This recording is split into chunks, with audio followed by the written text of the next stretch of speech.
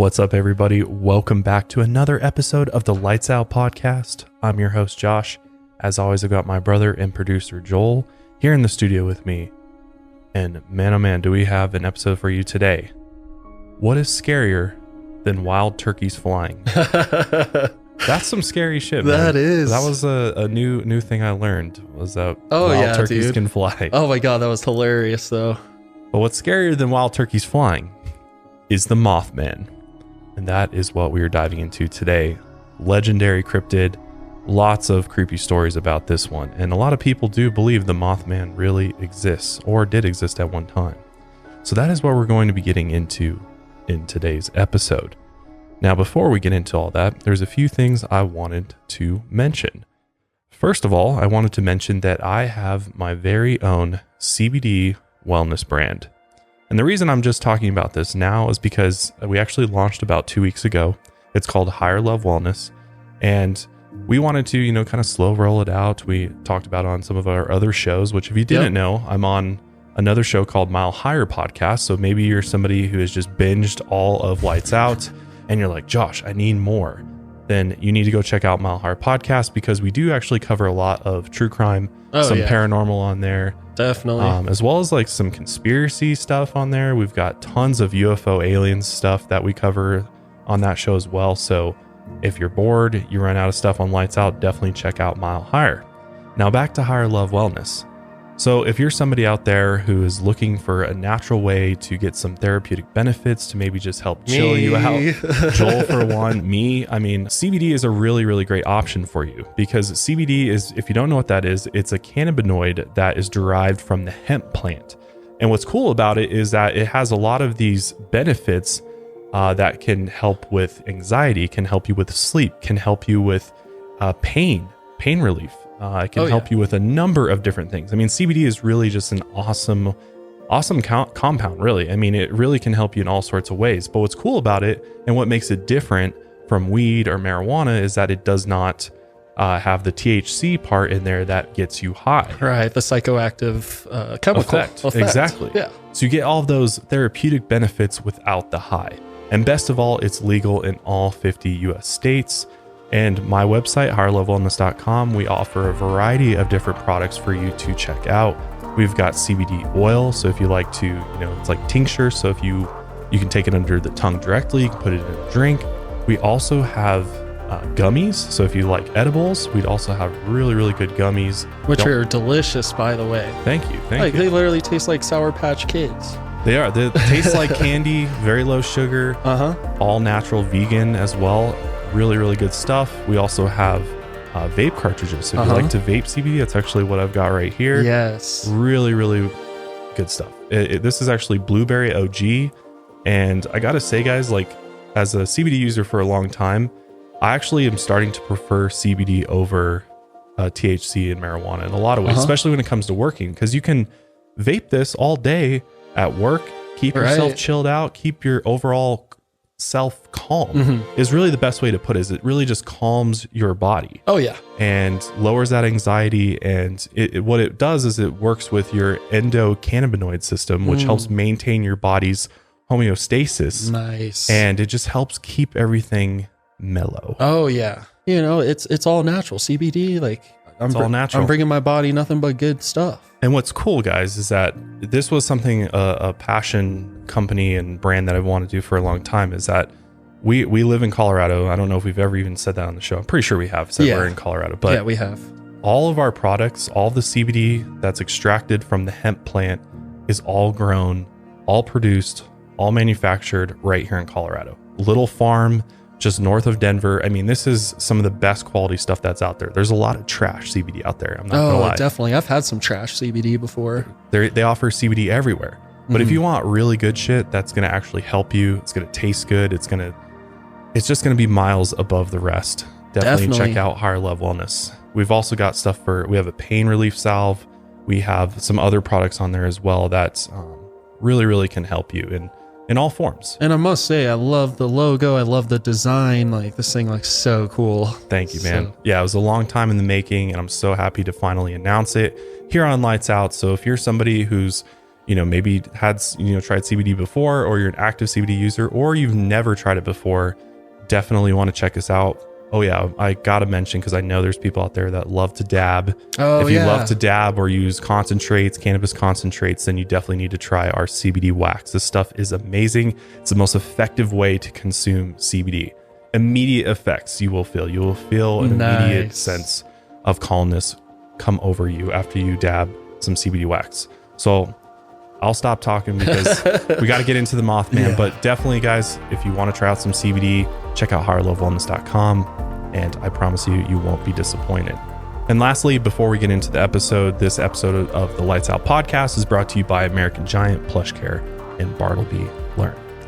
So let's go ahead and dive into the very, very interesting and quite spooky story of the Mothmen. So on November 12th, 1966, 5 men were digging graves in a cemetery outside Clendenin, West Virginia, when all of a sudden they saw what looked like a man flying in the sky. Now, this man was completely brown with huge wings. And at first, we're like, doesn't really look like a man. And this thing swooped down close to the ground, and then it flew over a few patches of trees before it disappeared. So to break that down, we're talking about a humanoid type creature. It had 2 legs, 2 arms that were actually wings, and some red, scary eyes. Now, the next sighting of this mysterious flying creature happened just a few days later. 2 young married couples were driving down a dark country road near the West Virginia Ordnance Works, also called the TNT area, in Mason County, West Virginia. The TNT area is 3,655 acres of woods, farmland, and wetlands. And during World War II, it was actually used as industrial land. And there was still an abandoned explosive factory on the site, along with explosives stored in underground bunkers, hence the name. Near this site is a long, straight road that local teens used as a drag strip. And on November 15, 1966, Roger Scarberry was driving along this road with his wife, Linda, and their friends Steve and Mary Millette around midnight. And as they drove past the power plant, Linda and Mary saw something standing on the side of the road. So Roger slowed the car down in order to get a better look. And that's when they saw this huge man-like creature, about 6 or 7 feet tall, with giant wings folded on its back. But they didn't see any arms or even a head. In the car's headlights, they saw 2 glowing red eyes, and it didn't seem to like the light, and it started to move awkwardly away. The clumsy movement was somehow more terrifying and caused Roger to slam on the gas. And as they took off, at first they thought they were safe, but then the glowing eyes appeared in front of them in the road, and they were at least 2 inches wide and about 6 inches apart. It then lifted off the ground and zoomed over the top of the car. The wings were even bigger than they had thought. They estimated that it had at least a 10-foot wingspan. So think about this for a minute. Can you imagine driving in your car and honestly having anything unidentifiable fly over you, but to have a fuzzy man-like creature with a 10 feet wingspan with red glowing eyes? What is that? You brought this up before the show. It kind of reminded you of Jeepers Creepers. Oh, yeah. And I can't get the song out of my head. I know, right? Jeepers when you brought that Creepers. Up, I was Where'd like, you get those eyes? I was going to say that was a good comparison, because talk about a creepy movie. That movie's scary as fuck. It really is. That's a great comparison. So imagine having that type of experience. And again, this is late at night. Mm-hmm. You got this fuzzy flying creature, glowing eyes flying around over you. Definitely would have been scared. So Roger ended up flooring it and ended up getting his car up to 100 miles an hour. But this creature kept right up with them, and it was flying right behind them, zooming through the air without even flapping its wings. And that's when they heard a loud metallic screeching noise, almost like a record being played at a really fast speed. And when they finally made it into town, the creature was nowhere to be found. Linda was in the passenger seat and happened to get a very good look at the flying creature. And she was hysterical at this point and wanted to go straight to the police station. But the others knew that no one at the police station would ever believe them. And before they told anyone else, they had to be sure of what they had seen. So together, they decided to drive back toward the TNT area to see if that creature was still in the area. So they drove along a dark country road, and when they reached the power plant, Roger slowed down and stopped the car. And that's when they spotted it again in a field near the old National Guard Armory buildings. And once again, they heard this metallic screeching noise. And this time it was so loud, it was literally causing physical pain in their ears. And this time, before they could drive away, the creature lifted straight into the air and landed right in front of them, extending its massive wings. And this was the best look they had gotten of it thus far. And they said that it was even larger than they had thought before. So Roger turned on the headlights in order to get an even better look. And I'm assuming you probably turned on the brights at this point, because I'd be like, what the, I'd want to really light this thing up to really see what it was. Because I'm sure, like, at the same time, you're like, are my eyes playing tricks on me? Like, sometimes in the dark, things can kind of... Yeah, true. Ordinary things might start seeming like, more mythical. Definitely. At that point. So could have been some cattle crossing the road as well. Or flying cattle. Some flying cattle. All right, never mind. Cattle with wings. Right. Or like, an owl or something, or just like a big bird. Something like that. Yeah, good point.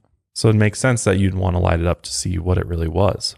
And again, this time when they turned on the headlights, the creature again backed away and disappeared into the night.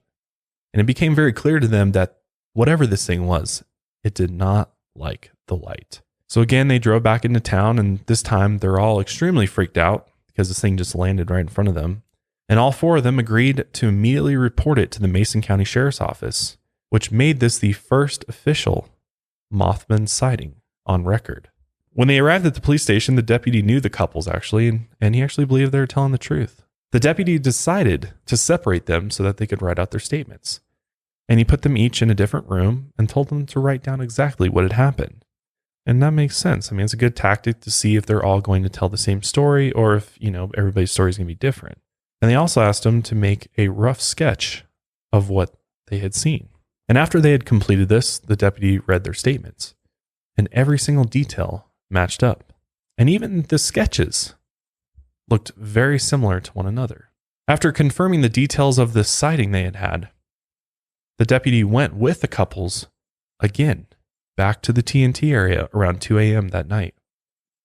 When they got there, they found some hoof-like footprints and saw a few shadowy figures moving in the darkness. But nothing like the couples had described. No Mothmen. The deputy tried to radio an update, but a terrible sound distorted the frequency before he could speak. And the couples informed him that was the creature making that noise. They tried to leave, but a dust cloud came out of nowhere and blocked the view of the road. The deputy later said he rarely was ever scared, but at that point he was ready to get the hell out of there. That night, Linda never calmed down. Linda's hysterical this whole time, and she has to go back to this place 3 fucking times. That's probably wasn't a good thing for her because she actually had to be treated medically for shock. Oh, wow. And it even got worse. Her ear started bleeding. And they discovered that she actually had suffered a concussion, all from hearing this creature's screeching call. But this can also happen when there's a sudden and dramatic change in air pressure. That was what the medical experts told her. But Linda was very certain that her injuries were caused by this mysterious creature. And over the next several days, she got phone calls that were just beeping sounds or screeching noises. She also heard disembodied voices and saw objects move on their own. She also told her friends she was visited by men in black suits who wanted to talk to her about what she saw. Men in black visited her after this whole experience. It's very interesting because if, there's any truth to that, then that really ups the ante on this story. And Men in Black, remind me again why they were so... So Men in Black, if you're not familiar with Men in Black, there's obviously the movies Men in Black. True. And in the movies, the Men in Black are secret government agents who investigate basically paranormal events. And in those movies, obviously it's a fictional movie, right. but they're dealing with aliens. Yeah. So a lot of people do believe that there are these secret agents, a part of some government agency that we don't know about, that are called the Men in Black. They wear black suits, and they show up when strange things happen, whether it's UFOs, whether it's sightings of cryptids, much like the Mothman. So if that's the case, then this kind of lines up with a lot of other people's experiences with the Men in Black, because they show up to try and scare you and get you to stay quiet about what you had seen. You obviously witnessed something that you weren't supposed to witness, and they don't want that information getting out. Right. So they show up at your door, and what's going to scare you more than two strange individuals in black suits knocking on your door telling you, don't ever speak about what you saw, or else this bullet's for you. Good point. So that's what they essentially told Linda, is stay quiet, and that her friends should do the same. But it was too late at this point, because the police report was already filed, and the police had already talked to the press. And the next morning, after being exhausted from being up all night, they described the experience in detail for the Point Pleasant Register. And during the interview, Roger said if he had been alone, he never would have said anything to anyone. But since there were 4 of them, and they all saw the same thing, he knew it was real. They insisted it wasn't a bird, bat, or any animal that they had ever seen before. And if it looked like anything, they said it would be an angel. That's crazy. I mean, that's wild. I think, we are so quick to dismiss people's, claims about what they've seen. But at the same time, it's like these guys were very, very particular about what they had saw. They saw some type of humanoid creature that had wings that was black with red eyes. And the closest thing they could compare it to help people understand what they saw was an angel. I mean, seems pretty specific to be making it up. Roger and Steve said that they both wanted to go back to the TNT area to look for it some more. They thought maybe it lived in the abandoned power plant in one of those giant boilers. So Steve planned to drive out that night, but Roger only wanted to go when it was light out. And the story was published on November 16th in the Point Pleasant Register with the headline, "Couples see man-sized bird ... creature ... something." The morning after they filed the report, the sheriff held a press conference about the sighting, and everyone in town was talking about the flying man out by the power plant. The second reported sighting was that same day. Marcella Bennett was with her young daughter, brother, and sister-in-law when they saw something shaped like a man with enormous wings. Marcella said the neck went way down into the chest, much like a bird, and it stood casually nearby like it was waiting for her to walk up to it. But obviously she was terrified by this thing because it had these horrible, spooky, glowing red eyes. I don't know about you, but I'm definitely not walking up to anything or anybody who's got glowing red eyes. Definitely not. I'm going the opposite direction. Yep. Because anybody with glowing red eyes, probably not somebody you want to meet or something you want to fuck with. Yeah. Or come close to. Seriously. So after this sighting, she had anxiety, paranoia, and even terrifying nightmares. She felt like the Mothman was watching her all the time, and she could feel its presence near her. There were at least 8 more sightings in the area over the next 3 days, and soon national media outlets picked up the story, and people across the country were trying to figure out the mystery from the small town of Point Pleasant, West Virginia. And the sightings continued, with over 100 reported over the next 13 months, and many more people saw it, but were too afraid to come forward. 100 reported sightings is a lot of sightings, and in a 13-month period in a certain area, I think there's some validity to that. The newspapers kept writing stories about the sightings, and even came up with multiple nicknames. And the one nickname that stuck was the Mothman. On November 27th, less than 2 weeks after the first sighting, a woman named Connie Carpenter was scared half to death when she was driving home from church. She had just left the church service when it appeared in front of her car, And she said it had red eyes, like the devil. And this encounter with the Mothman completely traumatized her. And she couldn't stop talking about these red eyes that she felt like were still watching her even after the encounter was over. And like Linda, men in black suits came to visit Connie. They asked her questions about what she had seen, wanting to know every detail. But then they warned her, do not tell anyone else about what you have experienced. One night, a local contractor was outside when he saw a dark figure hanging out in a field near his house. So he got his flashlight and headed out to see what it was.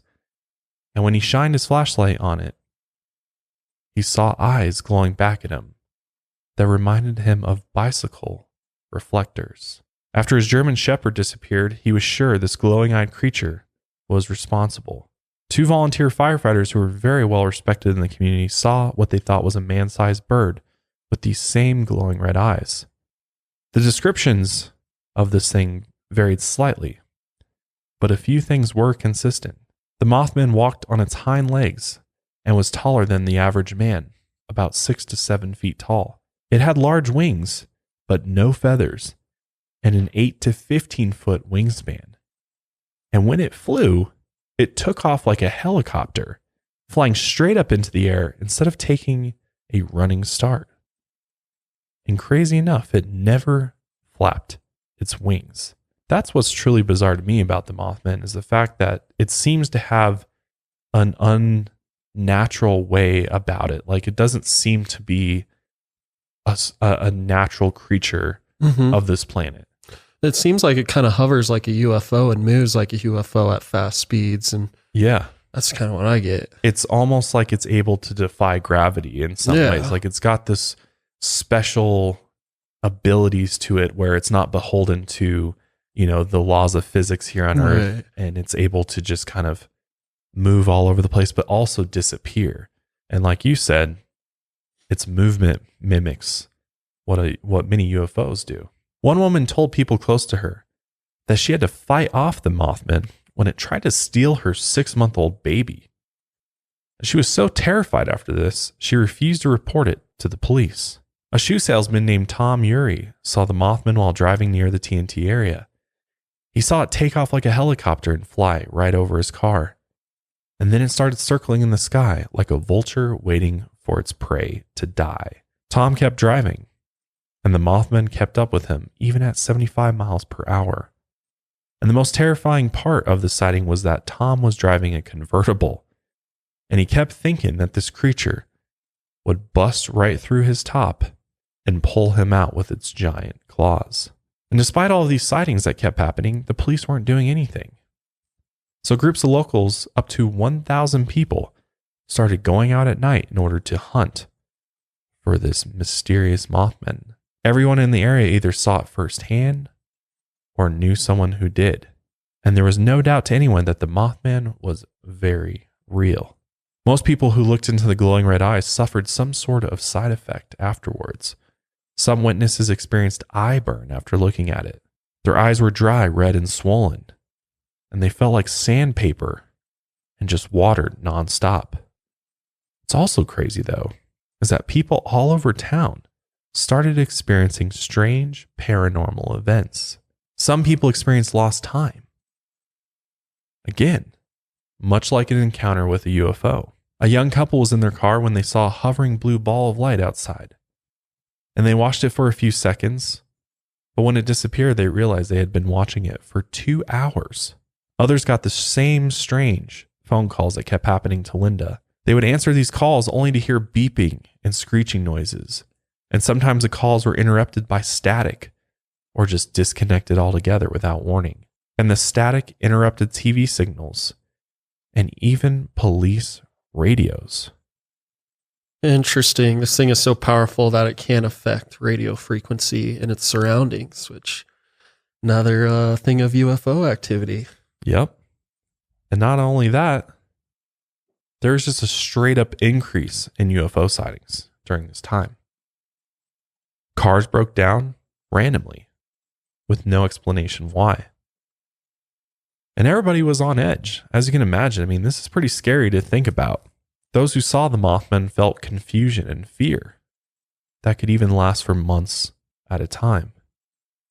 People started to get premonitions that something awful was coming, and they felt this overwhelming sense of impending doom, especially right after a Mothman sighting.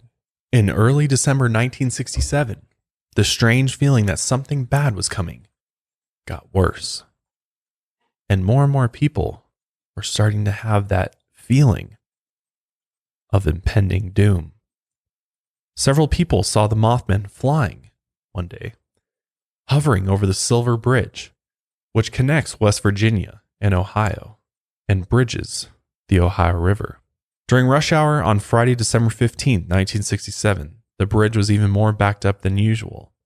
The traffic lights in Point Pleasant were malfunctioning all day and caused delays and slow-moving traffic around the bridge. And before 5 o'clock, the bridge started to shake. There were dozens of vehicles crossing nonstop, mostly truck drivers and people heading home after a long week, or just kicking off the weekend with Christmas shopping. Some noticed strong vibrations and heard loud creaking sounds while driving across. And weeks before, drivers had reported feeling unsafe when stopped on the bridge, because when standing still, they could feel it wave back and forth in the air. But just after 5 o'clock, the shaking got worse, and a young pregnant woman named Charlene Wood made the split-second decision to put her car into reverse and try to back up. The shaking became so violent that Charlene's car stalled before she was able to make it off the bridge. And then that's when she heard a sharp blast, almost like the sound of a shotgun. And within 1 minute, the entire bridge crumbled in front of her eyes. The drop-off was only about 4 feet in front of her car, literally shattering into a million pieces this bridge. Of the 37 vehicles on the bridge that day, 31 dropped into the freezing water, carrying 64 people, and 46 people died, and another 9 were seriously injured. 90% of this bridge fell 104 feet into the river, and some of the victims' bodies weren't recovered for weeks or months. And there's even 2 individuals that were never, ever found. And this is actually the deadliest bridge disaster in U.S. history. And the official cause was an undetectable crack, only 3 millimeters deep. If that isn't crazy, then I don't know what is. That is absolutely wild. And the fact that people almost predicted that this was going to happen. They had this overwhelming feeling that something on this bridge is going to go terribly wrong. And instead of cables of steel wire, the bridge used eye bars or steel plates, which were held together with pins. And when one of the eye bars fractured, a pin fell loose. And eye bars were used because they're cheaper than cables, and only 2 eye bars were used in each section. Other eye bar bridges use up to 8 per section. And the only way anyone could have found this fracture would have been to take the whole bridge apart, which is impossible to do without it collapsing. So, this disaster, some say, was inevitable due to this flaw in its engineering. But not everyone thinks so. The Mothman showed up around Point Pleasant 13 months before the collapse, and there were sightings of the Mothman around the bridge just days before. So some believe the Mothman came as a warning and tried to prevent the bridge collapse. Maybe it tried to put the visions in people's minds of it collapsing so someone could stop it. But at the same time, many people just felt the vague feelings of danger or impending doom in the days leading up to this disaster. And it's possible this feeling of doom could have been caused by infrasound or sound wave frequencies that are too low for people to hear. Even though we can't hear them, they still have a powerful effect. It even interrupts normal sleep patterns and wreaks havoc on the central nervous system. It can cause feelings of anxiety, vertigo, disorientation, nausea, and even vibrations in our inner organs. And high volume infrasound can cause organ rupture and death. So the Mothmen may have been using infrasound as a tool to try to warn people, or it might have just made a noise at a frequency people couldn't hear, not knowing the effect it had on humans, or just not caring. But still, the Mothmen might have saved some people that day. There were multiple stories of close calls, like the group of carpoolers from the Goodyear plant in West Virginia. They drove over the bridge every day around 5 p.m., but on the day of the collapse, they got a flat tire, and the mechanic couldn't figure out what had caused the flat. Then there were malfunctioning traffic lights. The Mothman was known to interfere with electrical systems, and maybe this could have been a failed attempt to keep people off the bridge from not understanding how our traffic and roadways work. Those who were terrified by Mothman sightings disagreed, arguing that it was there to cause the tragedy and not prevent it. And the interference with the traffic lights was the Mothman making sure there were as many people as possible on the bridge when it collapsed. After the bridge disaster, sightings of the Mothman in Mason County pretty much stopped, which is so bizarre. Some good did come from this tragedy, though. The National Bridge Inspection Standards were created to prevent something like this from ever happening again. And these new standards have theoretically saved thousands of people from dying in similar disasters.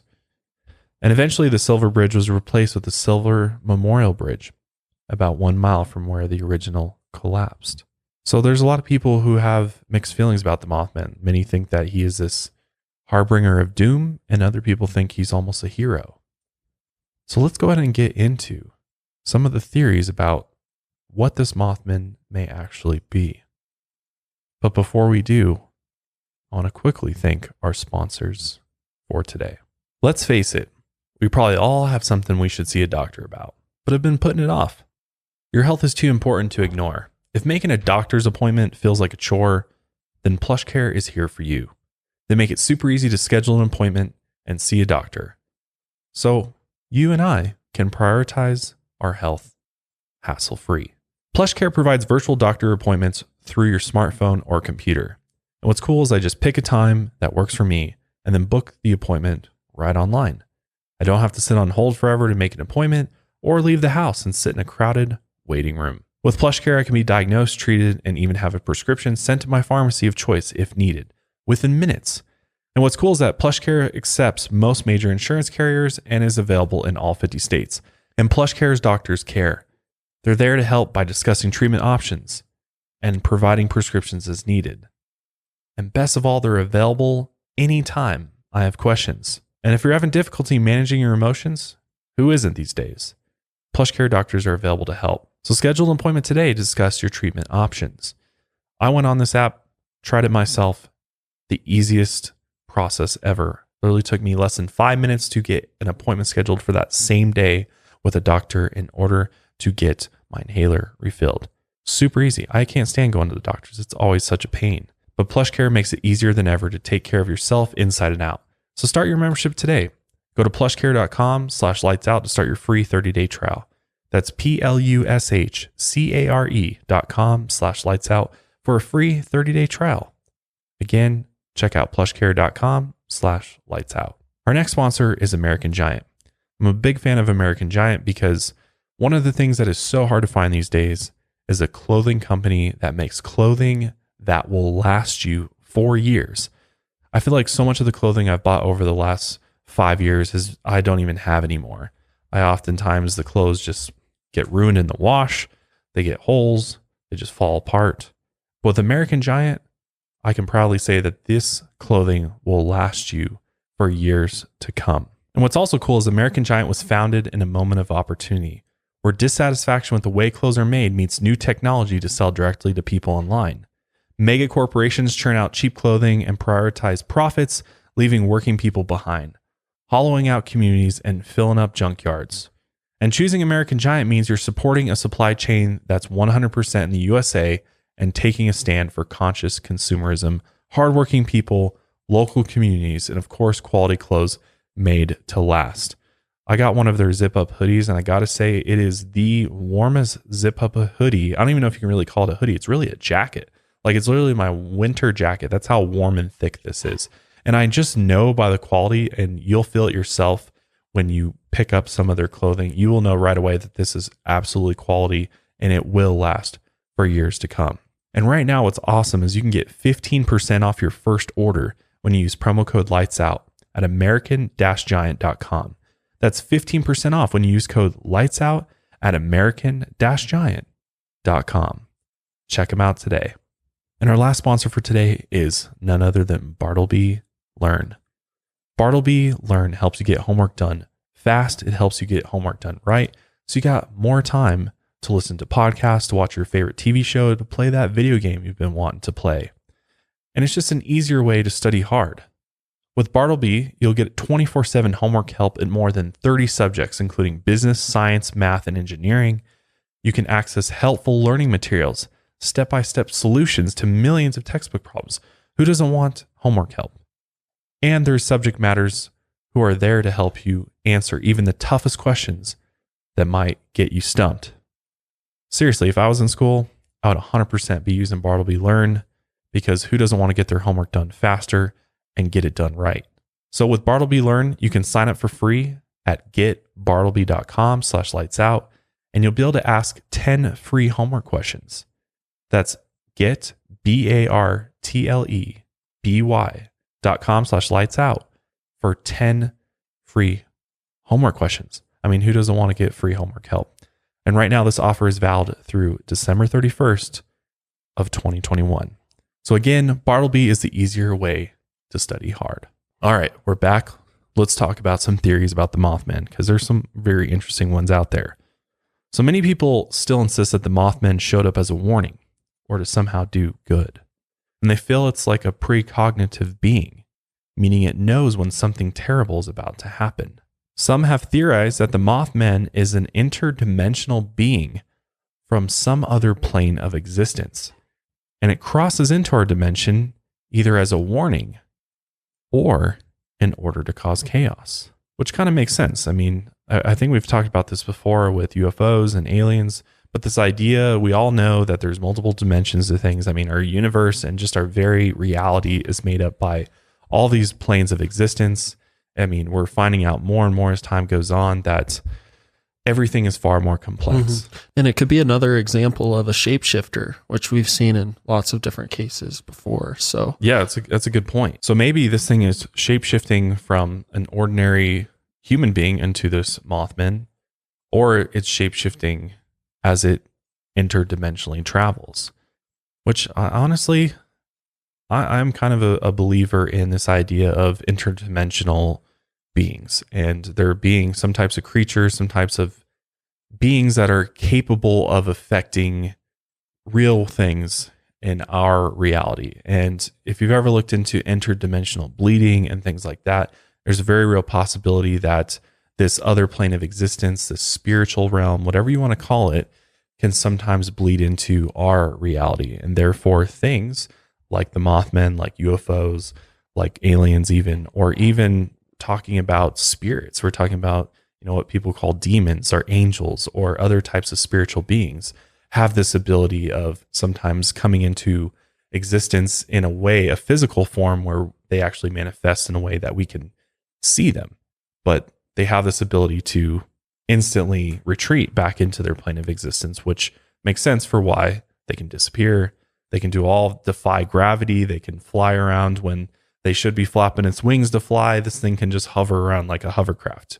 So it kind of makes sense. But another theory that's out there is from the Curse of Cornstalk.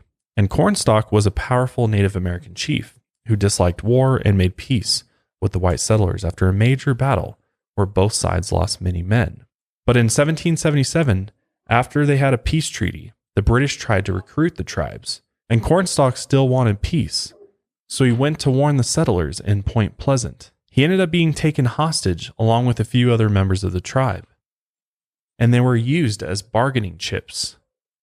They were treated well, and Cornstalk even helped them map out the area. But everything fell apart when a white man was killed by Native Americans. Angry settlers murdered Cornstalk, his son, and 2 other Native Americans as revenge. Cornstalk was actually shot 8 times before he finally fell. And it's believed that as he died, he placed a curse of death and destruction on the town for the next 200 years. So people think multiple tragedies in and around the Point Pleasant area were caused by this curse. There was a coal mine disaster in 1907 that killed 310 people. In 1944, there was a tornado that killed 150 people. And then, of course, there's the collapse of the Silver Bridge. If Chief Cornstalk sent the Mothmen to destroy the bridge and terrify the town, maybe this thing is even a thunderbird. In Native American culture, this is a huge, menacing bird-like creature that causes strong winds and thunderstorms just by flapping its wings and shooting lightning from its eyes. And just before the bridge collapsed, people on either side said they heard a sonic boom. It sounded like a sudden, sharp explosion. And the shock waves of this boom generated so much energy that they caused severe damage to this already weak structure. One woman on the Ohio side of the bridge was on the street waiting for a light. The shockwave shook the ground, and a light post came crashing down on top of the car behind her. The sonic boom could have been caused by the Mothmen's or the Thunderbird's powerful wings. But according to eyewitnesses, the Mothman never flapped its wings to fly. It just glided through the air. And maybe that's because one flap of its wings could cause massive destruction. On the other side, skeptics have all sorts of explanations for what the Mothman really is. Scientists claim the Mothman was just a lost weather balloon. That's always the famous one, right? Everything that's unidentified in the sky is a damn weather balloon. Really? Since when did you see a weather balloon that's got glowing red eyes? Never. I've never even fucking seen a weather balloon. Who's seen a weather balloon? I have never seen one either. Who's been driving like, oh, is that a UFO? Oh no, it's just a weather balloon. It's a 9 News weather balloon. Like, no. Yeah. I love that. I love that excuse that skeptics give for unidentified objects. They're always like, it's a weather balloon. No. This is funny. Some people said it was a teenager in a Halloween costume who was running through the forest somehow with a little jetpack on, flying through the sky. Like, come on, man. Especially like hovering around the cars and those cars going like 100 miles an hour. Come on. This is not, I mean, there's too many reported sightings for somebody would have caught this dude. Mm-hmm. Somebody would have caught and beat this guy up for trying to scare him. Definitely. And there's no way a teenager in a costume could be flying around or even have glowing red eyes. It's the most ridiculous explanation for the Mothman. He's flying around like he's on Harry Potter on a broomstick or some shit. No, not happening, man. No, not happening. Others have said this is just a case of prolonged mass hysteria that affected almost the entire town of Point Pleasant for over a year, which I guess, I mean, it does happen. Mass hysteria does happen. It is possible that somebody thought they saw the Mothman and then all of a sudden everybody else thinks they saw the Mothman because one person did. I mean, it does happen. So it is a logical explanation. But the most persistent explanation, and many say likely explanation, is that Mothman's just a bird. And there's been multiple species of birds suggested. But no birds fit the description of any Mothman sighting, not even by a long shot. The Mason County Sheriff's Department said the first reported sighting was probably a shite-poke heron. And obviously in West Virginia, there's multiple kinds of herons, but most of them are pretty small. Nowhere near a man-sized, a 6 to 7 foot heron. I don't think so. The tallest is the great blue heron, and those are only about 4 feet tall and are mostly gray and white with long extended necks. A West Virginia University professor and wildlife biologist said it could be a sandhill crane, which can be about 3 or 4 feet tall. And the professor believed the crane's red forehead was the red eyes of the Mothman. He said if someone had never seen this bird before, they might think it was a flying man. Let's look at this sandhill crane for a second, okay? Sandhill crane. Really? This is the Mothman, huh? There's no way. No. I mean, I get the red eyes maybe, but come on, people are not going to be freaking out driving back 3 times to an area to look at a damn crane. Definitely not. And the Mothman had no neck. Yeah, it was huge. Yeah. I mean, the details of this from multiple eyewitnesses say this thing was 6 to 7 feet tall, big black wings, nothing like a heron or a crane or any type of bird. I just don't, I don't get it. I mean, obviously there's people can always try to make some sort of rational explanation for this. And I guess you could say a bird, but I don't think anybody's getting scared of a bird. No way. Whether it's at night or the day. And this thing definitely doesn't have glowing red eyes. Even the largest bird in North America, the whooping crane, is at very most about 5 feet tall. And none of these birds have glowing red eyes. Some people have suggested that the Mothman could have been a barred owl. The species has large eyes that reflect as much light as possible for better night vision. But even the largest barred owls aren't even 2 feet tall. Again, what if there was a big ass bird 6 to 7 feet tall? I think we would have discovered it by now. I think we would know. I think biologists would be like, yeah, it was that bird. It was the moth bird. Right. No, it just does not seem likely that it was a bird. Plus, the people of Point Pleasant weren't from a big city. It was a rural area with lots of wildlife and wooded areas. They'd, of course, be familiar with all the wildlife in their area, having lived there for a very long time. And they would know what it would sound like.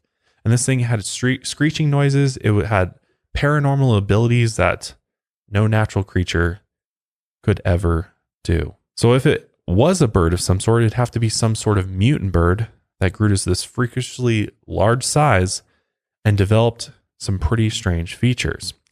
So going back to the TNT area at this old munitions plant, they may have illegally dumped chemicals into the surrounding wetlands. And in the 1970s, the whole area was deemed an environmental disaster by scientists, and it was so bad that the EPA had to come in for a large-scale cleanup. These chemicals were dumped in the 1940s, and it had decades in order to mutate the wildlife in the area. And some even think since the 1940s, the government has been using this area in order to conduct secret tests and experiments. So maybe the Mothman is a result of some sort of mutant creature as a result of the chemicals that were dumped into this area. But then again, I think there'd be a lot of mutant creatures running around. It wouldn't just be the Mothman. It'd be the squirrel man. It would be the deer man, the goat man would be running around this area. All of them would be there. I mean, because chemicals are, radioactivity, chemicals are going to affect multiple biological creatures. There'd probably be more weird things going on there. And maybe there has been. I mean, there probably honestly has been. But I would think too much radiation would just end up killing something. Right. Would it be? This thing seems intelligent to me. Mm-hmm. So there is a possibility that maybe the Mothman was actually created in a lab in order to be experimented on and used as a secret weapon for the military. And this is a very interesting concept to me because I think that there is a likelihood of experimentation of crossing animals with humans. I think that's a very logical idea that some sick agency out there would want to experiment with. Yeah. Because I mean, imagine if if you're a military and you have this hybrid being that is half bird, half man, and in some way, shape, or form, you've been able to give it these crazy abilities. You've been able to take the best of both and put them together, and all of a sudden you've got this like super creature that could be this ultimate weapon for you. Yeah, exactly. It's pretty interesting to think about, and it seems plausible to some extent. And obviously the Mothman would make a really good weapon. It could disorient the enemy with infrasound or cause mass destruction by just flapping its wings. So you get those sonic booms. And maybe agents could have lost control of this experiment and the Mothman escaped. Maybe. Which would make sense for that sounds more the Men in Black. Yeah, right. Fits the whole Men in Black narrative that people who saw the Mothman experienced. Mm-hmm. Makes sense for why they'd visit him. Or maybe it was created for an experiment on the public. Maybe this is like a psychological experiment in order to test how people react to a strange phenomenon like this. In 1966, a writer by the name of John Keel visited Point Pleasant in order to research UFO sightings for an article he was writing for none other than the Playboy magazine. Who knew Playboy magazine had paranormal articles in it? That's a new one to me. I had no idea about that. Yeah, me neither. Interesting. Yeah. I guess it caters to men, huh? I guess so. A little bit of everything in there. Yeah, exactly. Got your UFOs, got your ladies in there. Guess that probably sold real well. Oh, yeah. But there were dozens of UFO sightings all along the Ohio River that year. And what he found out was even more fascinating. Every person in Point Pleasant had either seen the Mothman or knew someone who did. He interviewed tons of witnesses about their firsthand experiences and investigated the possible connection to the Silver Bridge collapse with Mary Heyer, a journalist who worked for the Ohio newspaper. And Mary actually said she was visited multiple times by the men in black, and that they threatened her and told her to stop poking around the town and to stop talking to other witnesses. And this just made Mary look even harder, as she knew there was something going on. She needed to find out what. John also consulted with prominent cryptozoologist Ivan Sanderson and documentary producer Fred Freed. And one by one, these professionals who helped John research and told the story of Mothmen started to mysteriously die. Mary died of a short illness on February 15, 1970, and she was only 54. And John wrote that they had a lot of strange experiences together during the investigations that they never told anyone about. Apparently, up until her death, the men in black continued to show up and threaten her. Ivan was diagnosed with cancer and died shortly after on February 19, 1973, and he was only 62 years old. Fred and John were planning a project together about the strange occurrences in the Mothman area when he died of a sudden heart attack in March 1974. He was only 53. And if the Mothman or some other force was trying to kill off the researchers to keep them quiet, it didn't work. Because John's book, The Mothman Prophecies, was published in 1975 and really put the Mothman on the map. And he hypothesized that the earth is filled with windows or portals to other dimensions or other worlds, and beings can cross into our world through these windows. And this theory has also been used to explain why people sometimes go missing without a trace. Their bodies are never found because they accidentally fell through one of these windows into another world. Which just reminds me of the whole Missing 411 series and the phenomenon surrounding people disappearing in national parks, which we'll have to do an episode about that on We here. should. Because it's really, really strange that there's all these disappearances in national parks and they're never found. Wow, I mean, they do huge search and rescue missions and Not a bodies are never trace, found. Yeah. No traces. And you think animals or nothing, no trace of them. It's like they disappeared into thin air. So that's Really super interesting interesting. Yeah. So it really kind of, validates this idea of interdimensional portals or windows that you could fall through into other dimensions or other worlds. So this means that the same thing could happen to a creature like the Mothman. Maybe it fell into our world accidentally and either decided to keep visiting or got trapped here. Or maybe intelligent beings like the Mothman can come through the windows for entertainment. In all of this chaos, maybe it was just the Mothman having fun and fucking with us. If people knew about portals to other worlds, we'd probably end up using them for entertainment too. Or some sort of extreme sport. Or ultimate adrenaline rush. Kind of sounds fun to me, but super scary at the same time. Because what if you can't get back? Right. What if you fall into another dimension, another world, and that's it? It reminds me of the Insidious movies again. I'm getting off track. I know, but dude. God damn. Dude, God, that just reminded me. God. They have to come back to the light or else they're lost forever. Maybe it's like that, though. Could be, man. The Men in Black may have been created to keep this secret, prevent people from misusing these portals, and clean up after any otherworldly creatures that come through. And if the area around Point Pleasant has a portal, it would explain why so many strange things have happened there. These portals would also explain why there are sightings of Mothmen and cryptids all over the world, but we're never able to find them and trap them. And over the years, creatures that fit the description of Mothmen have been given other names. In 2006, multiple people in Wisconsin saw what looked like an enormous flying human with glowing eyes, which they called it Man-Bat. And from April to July 2017, there was the largest number of sightings ever in one area in Chicago. There were over 20 reports of a winged humanoid, and every week there was another sighting, and people started calling it the Chicago Mothman. The descriptions were consistently a 6 to 7 foot tall figure with large wings, and for at least 6 years before the Chicago Mothman started showing up weekly, similar sightings happened all along the shores of Lake Michigan. So much so that they called it the Lake Michigan Mothman. People have seen the Mothman before other tragic events and not just the Silver Bridge collapse. This reinforced the idea that the Mothman knows or senses when tragedies are about to happen. On September 10, 1978, 36 workers at a mine in Freiburg, Germany, saw what they thought was a tall man in a trench coat at the entrance of the mine. And when they got closer, they saw the trench coat was a pair of massive black wings. And as this thing opened its wings, it shrieked, and it sounded like 50 men screaming over the sound of a train's emergency brakes. And after this, all the men stepped back. But the shrieking figure didn't move, and the miners were too scared to go anywhere near it.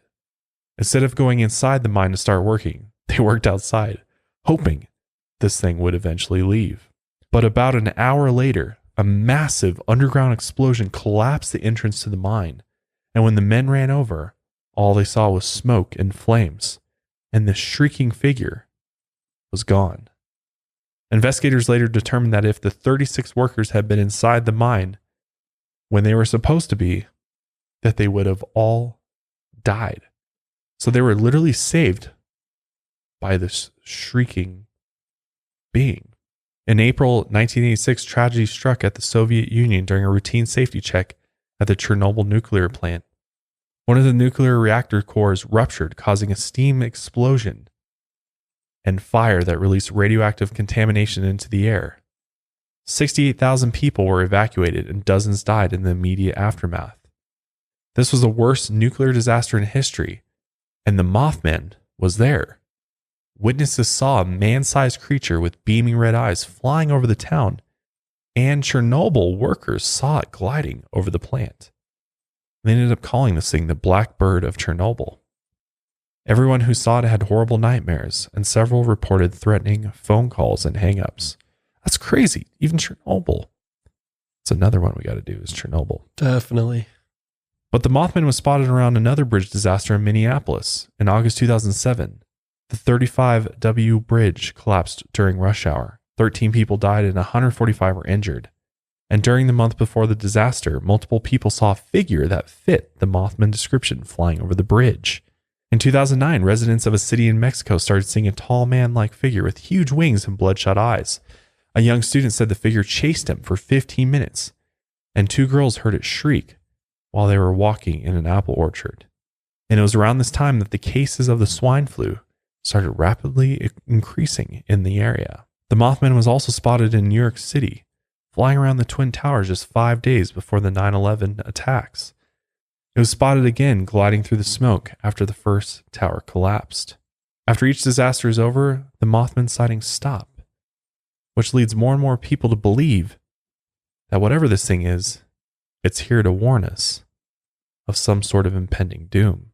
But since all this, the Mothman has become an important part of West Virginia folklore, and it's the reason why Point Pleasant became a major tourist destination. By 2002, tourism had grown so much that the town started the Mothman Festival, making millions of dollars from about 15,000 visitors each year. And even after this, the Mothman Prophecies, the movie, came out, which is based on the book, in 2002. In 2003, a 13-foot statue of the Mothman was erected in Gunn Park in downtown Point Pleasant, in which they renamed the spot to Mothman Park. It's a badass statue, man. That is. I love the design. That's really cool. A retired welder actually made the statue. Interviewed dozens of eyewitnesses and only included characteristics they described. So this thing's like made to scale. The statue has upper and lower fangs, sharp claws. This thing's got 6-pack abs, dude. It does. You don't want to fuck with the Mothman, man. And red eyes the size of footballs. Damn. That's a scary statue. And by 2005, even more people started coming to see this statue. So the town opened up the Mothman Museum, which attracts thousands of visitors. And people spend hours studying the exhibits and reading the original handwritten statements and depositions from the sightings in the 1960s and drawings of the Mothman. This is like a big deal. I mean, it's crazy how much firsthand accounts there are and drawings and people who have witnessed this creature. Local seniors who visit the museum talk about their firsthand accounts of the Mothman decades ago. And for a lot of them, it's the first time they've ever told anyone outside their immediate families. In 2016, a man who recently moved to Point Pleasant pulled over when he saw a strange creature jumping in the trees. And it didn't look like any animal he'd ever seen, so he took a few pictures. It had long legs like a man and large wings with pointed tips. And when he started showing the pictures around town, he learned about the legend of the Mothman. Locals have studied the pictures and are positive it's the real thing, and they believe that the Mothman is still hanging around Point Pleasant. So Point Pleasant brings all sorts of people there, believers and skeptics, in order to come and hope to get a glimpse at the infamous Mothman. And for many people, it's their favorite cryptid. Honestly, it's probably one of my favorite cryptids for sure. Yeah, I was going to say the same. Because there's actually a lot of evidence for it. There's a lot of eyewitness statements. There's a lot of descriptions of it, more so than many other cryptids out there. And there's even an online petition, which I'll link below, that's been signed by thousands of people to replace all of the Confederate statues in the U.S. with Mothman statues like the one in Point Pleasant, as well as with other statues of famous cryptids. I am totally down for that. That'd be so cool if you go to the Colorado Capitol and they've got a big old statue of Bigfoot out there. That'd be so sick. That'd be sick, like a life-size welded, just like that one. That Mothman that statue would be so cool. Oh yeah. Oh, I would really like that.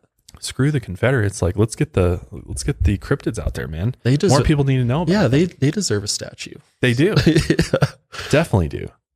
So that's the story of the Mothmen. There's probably a lot more out there that I didn't even get a chance to cover, but this is a very good place to start.